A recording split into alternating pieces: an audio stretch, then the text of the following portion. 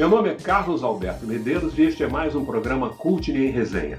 Nosso tema de hoje envolve arte dramática, música e poesia na figura de um youtuber que usa os recursos do mundo virtual para difundir a arte.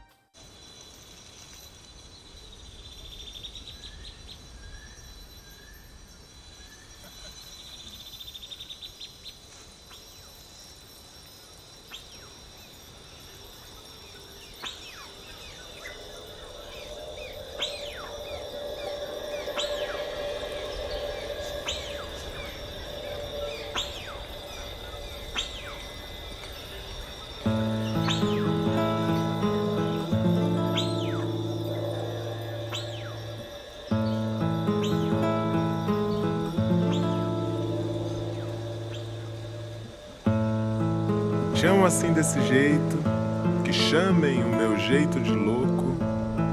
Te amo, meu bem, não é pouco. Te amo de todas as maneiras. Te amo não é brincadeira, mesmo com os meus defeitos. Te amo pra dentro do peito, sem medo e sem essas vaidades. Te amo por necessidade, te amo por sua essência.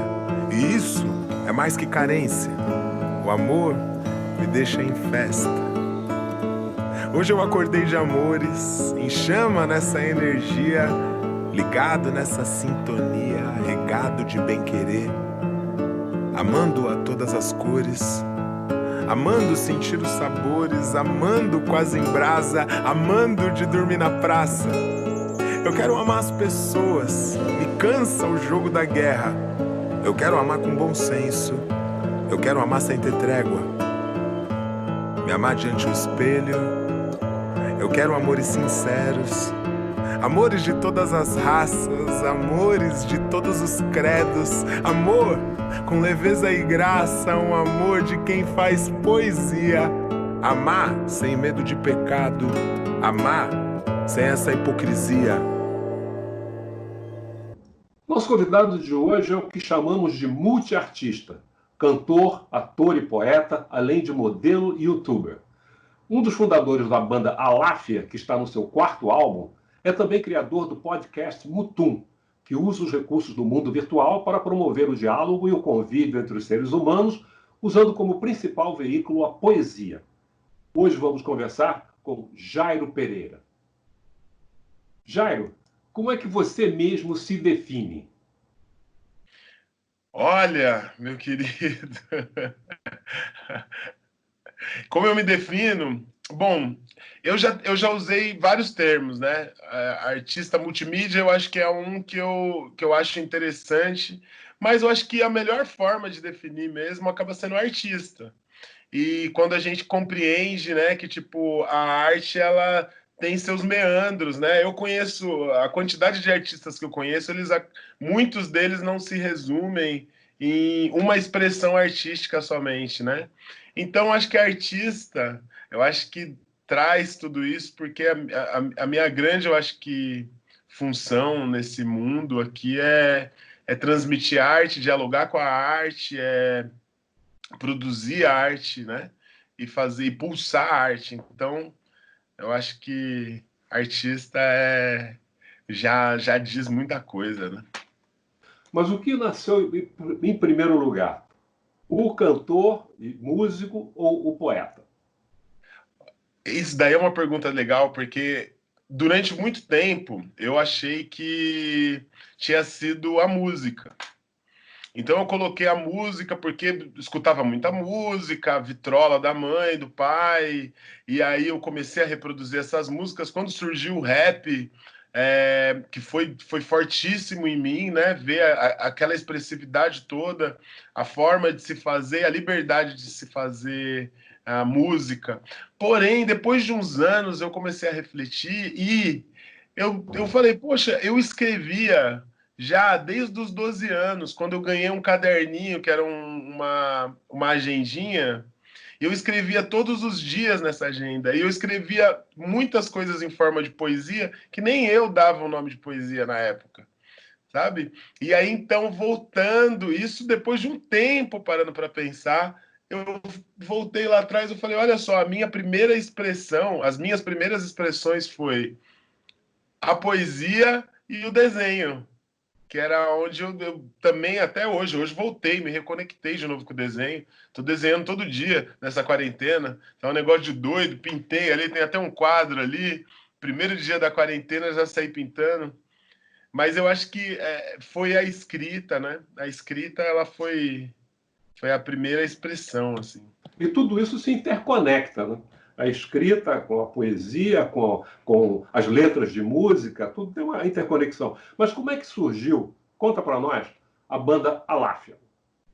A banda Aláfia. A banda Aláfia, ela surge em 2010, 2011.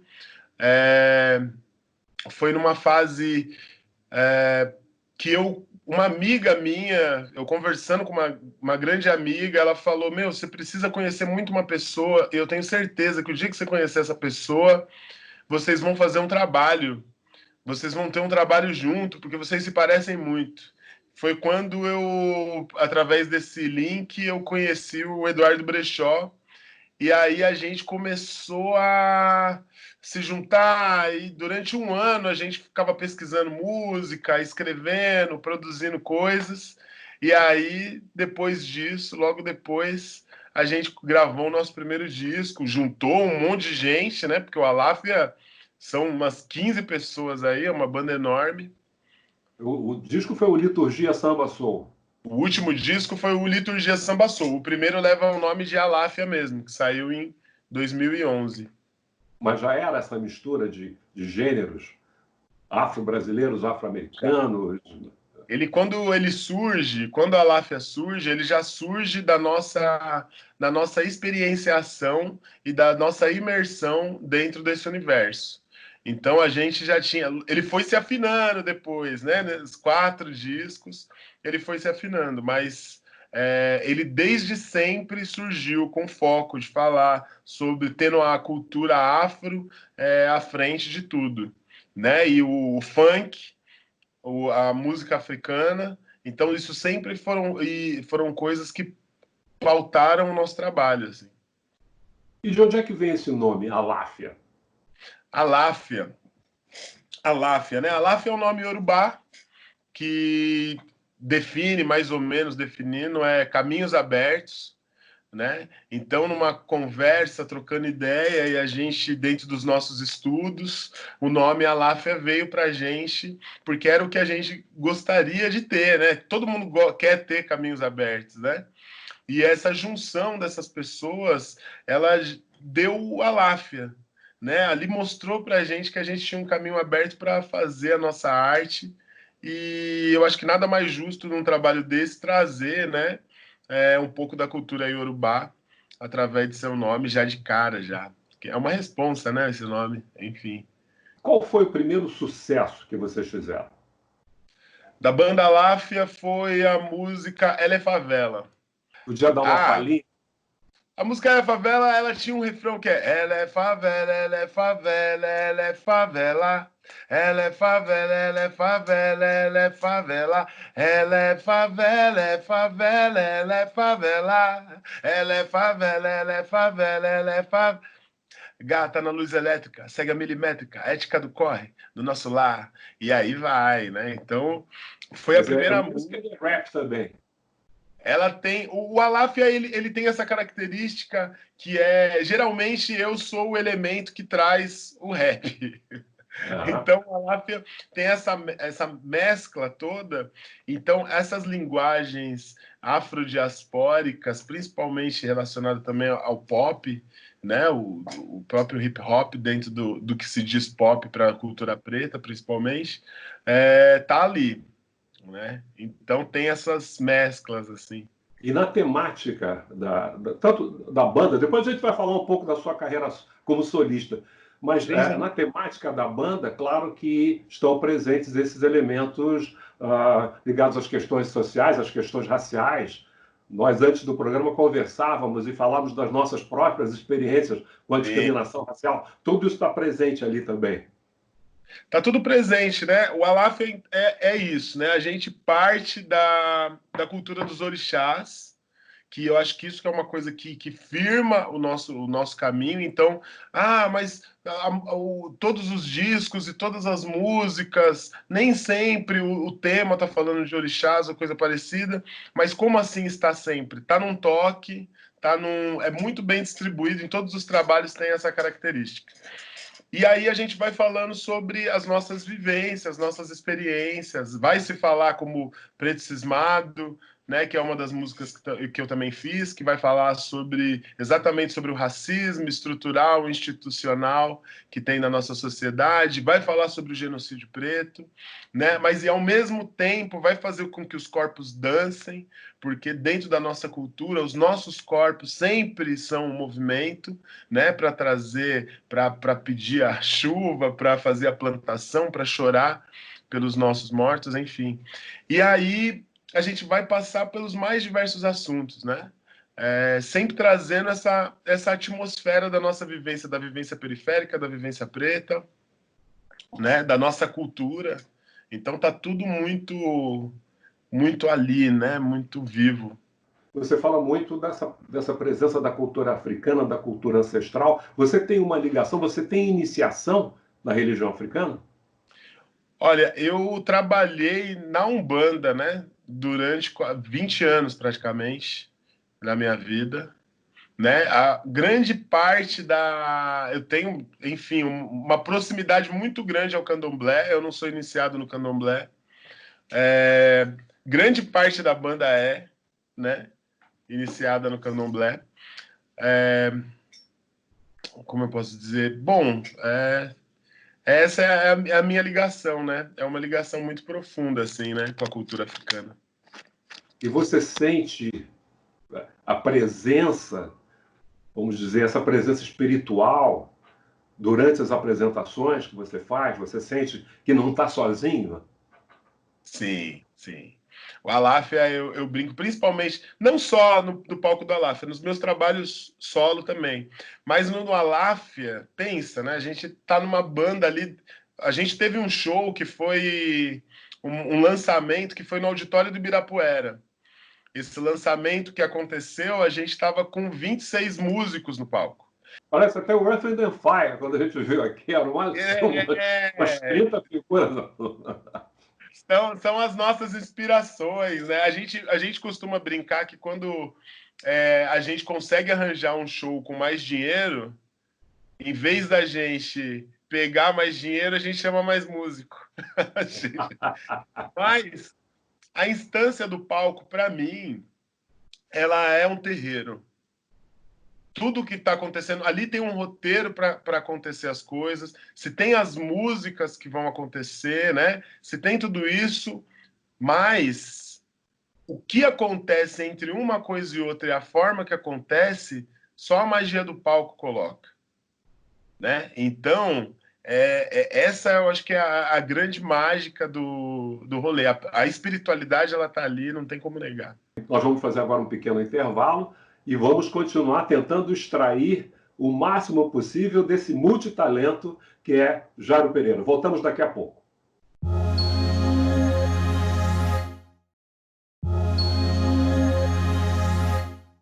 Antes de começar com o podcast Mutum, você lançou um programa também pelo YouTube que era o Alpiste de Gente. Como é que era isso? O Alpiste de Gente, eu tinha um canal que ele durou de 2008, isso era no YouTube, também no Facebook, ele durou de 2008 até 2012, por aí, que se chamava Diário Preto. E aí eu falava sobre as questões raciais e aquela coisa toda, as denúncias, então era muito arraigado nas denúncias e tal. E aí eu passei por um estágio logo depois, que não é fácil, né, gente? Acho que a gente que está aí no front, lidando com todas as questões raciais, a gente sabe que tem momentos que são bastante críticos na nossa vida pessoal. E eu passei por um período de uma depressão. E eu fiquei sem escrever, eu fechei o canal, era um canal que tinha bastante seguidores. Fechei o canal, parei. E aí isso culminou também, hoje em dia eu consigo fazer essa relação, culminou com o nascimento da minha filha Negra Rosa, em 2012. E aí quando foi nesse período, eu voltei a escrever, e aí eu falei, eu não vou voltar com o Diário Preto, eu gostaria hoje, depois de tudo que eu compreendi, falar sobre afeto, porque a gente precisa falar sobre afeto. A gente precisa a gente precisa se proteger, a gente inevitavelmente precisa fechar o punho para ir para cima, mas e aí, e aqui dentro? Como que funciona? Então eu comecei o Diário Preto, que foi uma saga de uma série de poesias que geralmente falavam sobre afeto, falavam sobre as questões mais duras também, sobre o desamor, mas se pautava muito em cima do afeto. E aí, com esse trabalho do Alpiste de Gente, não, foram centenas de poesias que eu fazia em vídeo e já subia para o YouTube. Elas estão hoje disponíveis ainda, né?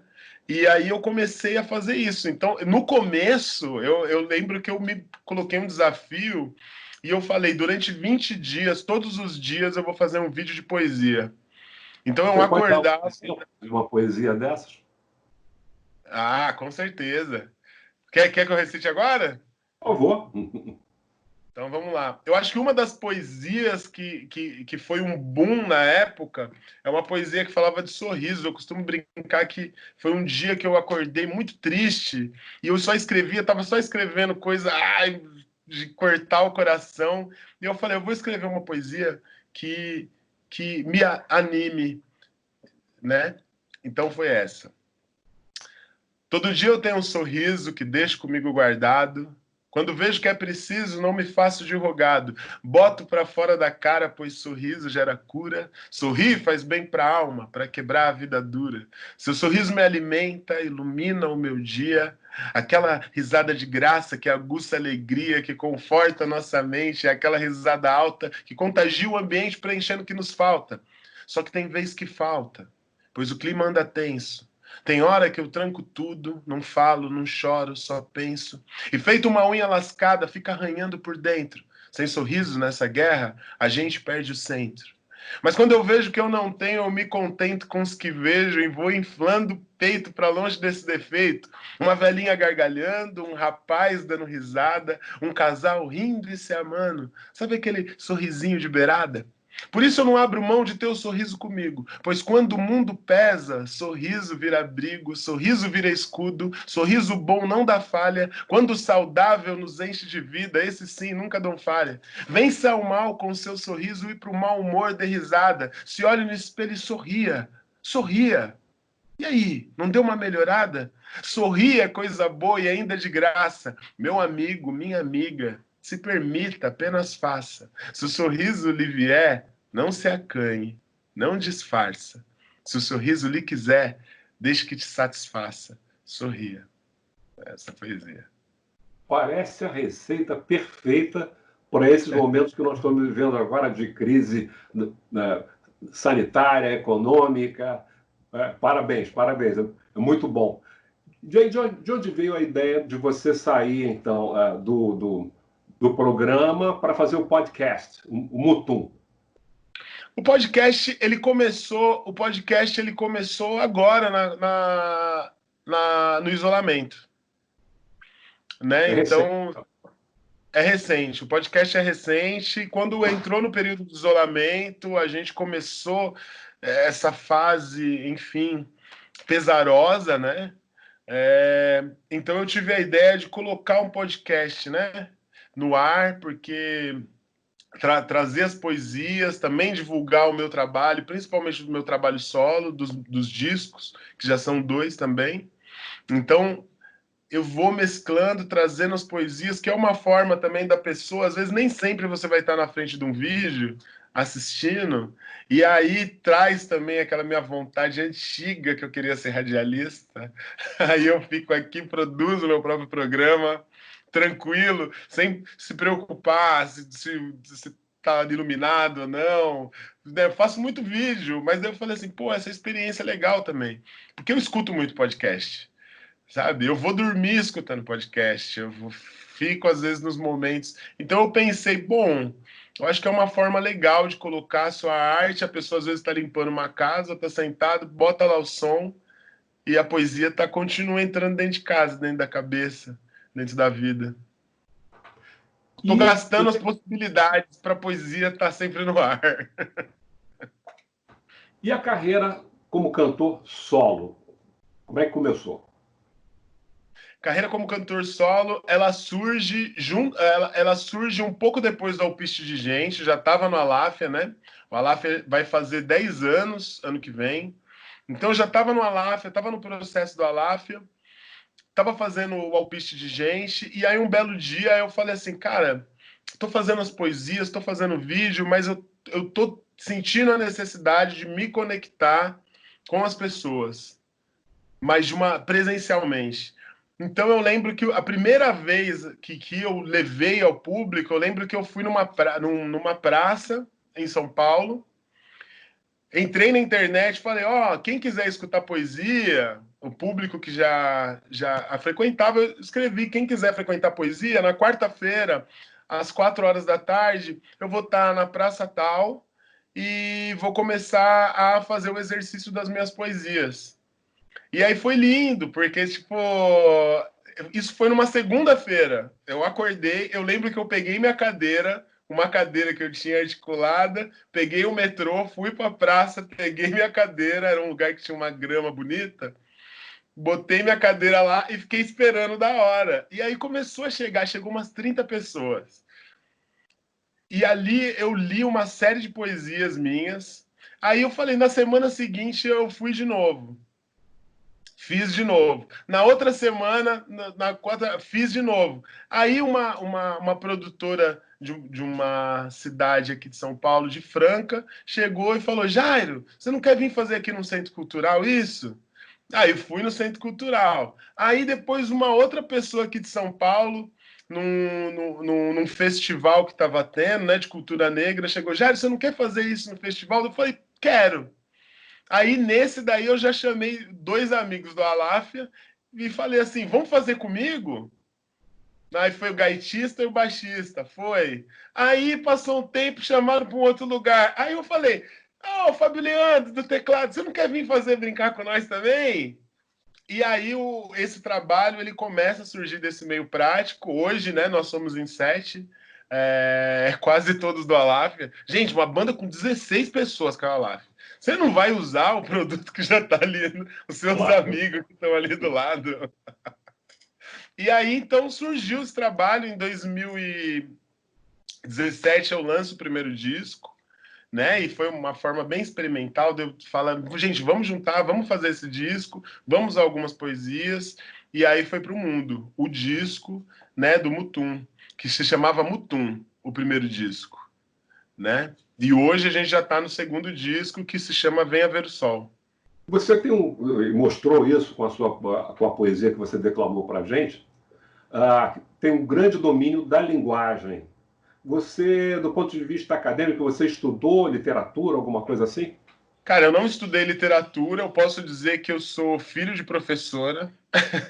Eu acho que isso já é um estudo. Já está tendo aula todo dia em casa. Já está tendo aula. Ela é uma das maiores corretoras de tudo que eu faço. Ela, não. Aqui eu sou chamado de Jairinha, né? Então, não, Jairinho, aquilo que você colocou ali, você podia. Então, eu sempre tive esse amparo. E o teatro, né? O teatro sempre me trouxe muito suporte e também para pensar. Então, eu geralmente, quando eu vou pensar a poesia que eu escrevo, eu estou pensando também na ação e na movimentação que ela pode gerar através de mim. Então, tem essa. Eu acho que o que eu posso atribuir, eu acho que uma explicação que eu posso dar é isso: é uma mãe professora e o teatro, né? Que me trouxe bastante embasamento, bastante leitura. E como é que você começou com o teatro? O teatro eu comecei. Foi quando eu entrei na faculdade, eu entrei para fazer faculdade de comunicação, publicidade. E aí eu estava fazendo faculdade, eu sempre fui muito brincalhão, muito.